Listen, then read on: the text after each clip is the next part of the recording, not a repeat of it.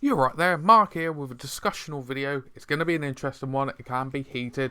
Let's see what we can do. And that is for the very soul of Warhammer 40K. At this moment in time, it's 10th edition when we're recording this. And many of you will be aware, unless you're living underneath a rock, the mindset, the actual general community mindset of 10th edition seems to be very much on the competitive side. And there is nothing inherently wrong with having a competitive community in a wargaming community system. Nothing wrong with it at all. The issue comes about though when that seems to be the only thing that's actually being shown to the wider audience. And it does make people upset, myself included. And it is a bit of an issue, to put it politely, because the 40K system, the community, the people that play it, there's so many people out there that play it and enjoy the hobby. There's enough room for everyone. There is enough room from people that just want to read the books and enjoy the lore, to people that want to then play more thematic, people that want to play more beers and pretzel, all the way up to the tournament side. There is a nice gradient up through it. But the issue is, I go back to it again, Games Workshop is only really showing to the public eye that they care about the tournament side, the match play side.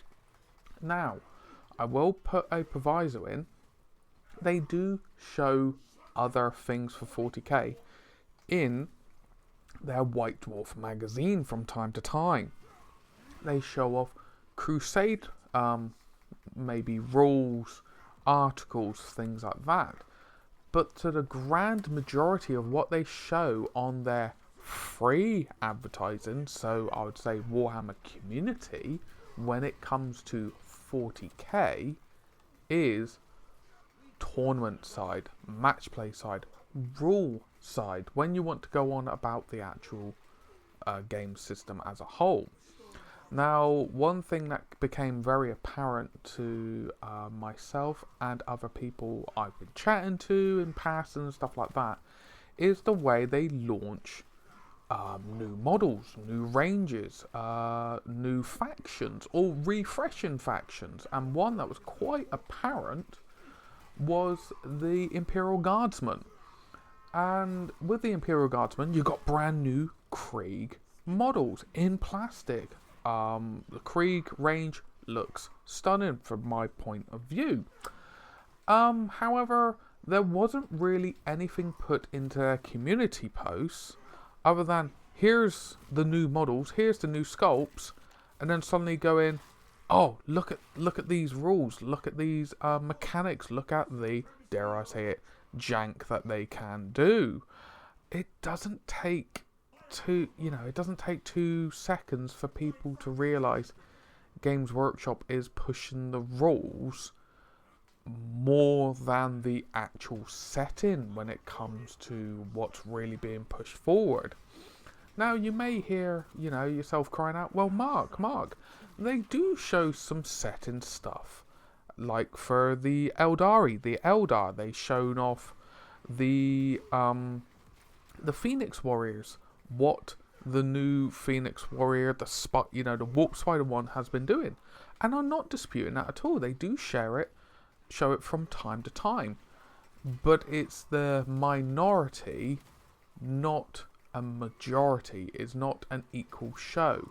The only thing that they seem to show in equal measure is painting the models. That's it, really. Now, I'm not saying they should just abolish showcasing roles, showcasing new mechanics. Not at all.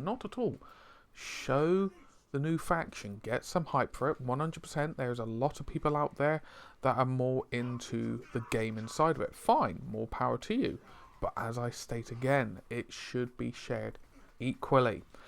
in all fairness, with the meta watches that they do and so on and so forth, it's easy for them to actually do an article on it because it's all recorded. When you go to these tournaments and these events, it's recorded in some form. West Coast pairing XYZ, insert your flavour of the month for recording. So it's very easy for Games Workshop to ascertain that information. But when it comes to a narrative event, a Crusade event, or something like that, where do you record this data, whatever you want to call it? Where do you record it? Where do you showcase it? You can't unless it's specifically been organised by Games Workshop that they showcase something. For example, their Armies on Parade, the Death Corps of Kree showcase that they done with Tabletop Time, for an example. So that is one of the biggest hurdles I think they may have. But there could be some solutions that I've been digging through the internet to see what some people have came up with.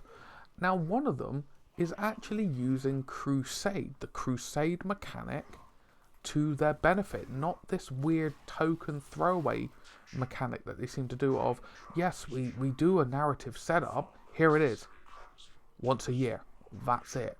Now, I'm not saying they need to update it all the time. Not at all. Not to the extent of what they're doing with AOS. That's a different discussion for another time, where they seem to be updating it every month and not letting people know about it easily enough. Now, what I'm saying about Crusade, for example, is why don't they have it more of a compendium? So instead of having Crusade mechanics inside the codexes, which the codex releases is a difficult thing onto itself, because if your codex is at the end of an edition, well, you're waiting a mighty long time for your codex to come out. Now, if you are more in the match play setting, that's a headache onto itself because you're waiting for those new models, potentially new rules, XYZ to come out. However, Games Workshop do get around that by going, here's update, here's data slate updates, here's rules amendments update, here's points updates, similar to what they've done with the Grotsmas detachments. So yes, you may still be waiting for your codex to come out, but you do get something in the meantime from the match play point of view. However, if you are more on the narrative point of view, the Crusade point of view, sorry, you've got to wait, because it's very, very difficult for any new rules to come out unless they may pop up in an odd white dwarf. One that comes to mind is Leagues of Votan. But if you are anything other than that, no, all you get, you've got to wait for your codex to come out, or for the yearly release of the new Crusade book to come out. So the recent one that's on pre-order as I record this is the Neckman Gauntlet, where it's back to the Neckman Gauntlet, where it's moved on from prior Nexus, and then the first wave was Tyrannic War. Now, you may be going, Mark, you're rambling a little bit. What do you think your solution could be? Now, my solution is going back to a compendium setup, that each season of the warfare that's going on, you have a new book that comes out with mechanics in there that would include all the factions of the 40k universe. Okay, so you may be going, oh well, there's an extra book. Well, they're already doing that. Now, what would be in this compendium is all the factions, but then you would have it themed about future releases that are coming out. Okay, so hear me out. So we remember last year, we go back to 9th edition. The end of 9th edition was the Arcs of Omen, and it culminated in the Lion returning and fighting Angron and stuff. But there was bits before that, okay? So you got a new Farsight model, you got new this, you got new that. Why don't you do it in certain waves then, like they used to, that it culminated one expansion could be, it culminated in this expansion was the World Eaters were doing their, their crusade and Angron's back, okay? Then another one comes to mind of, here's a crusade that culminates in the Lion coming back, or you put them together, okay? So you put the Angron and the Lion back in one of these codexes. one of these compendiums, sorry. And then say, for example, the Eldari that have just been released. Cool. Why don't you have that combined as a Crusade compendium with maybe the Emperor's Children? That, you know, the new Phoenix Lord has came back, the Warp Spider, these new models, to fight against the Emperor's Children with Fulgrim returning. So you make the Crusade actually important to showcase the lore changes, because there isn't really that much being showcased except for the odd little article here, there and everywhere. And it may just generate some more interest, because there are people out there that want to enjoy the narrative side, but it's not really being facilitated. Now, it's for a different video another time, is maybe helping Crusade be maybe less bookkeeping, because it can be very difficult to get your head around, and maybe having it modular. But as I said, that is for a future video. But just recapping what's going on, Games Workshop is big enough, the 40K community is big enough to support all avenues into this game system, this world, not just game system, this world, this universe, this lore that's been established for over 30 years now. So why not support it all?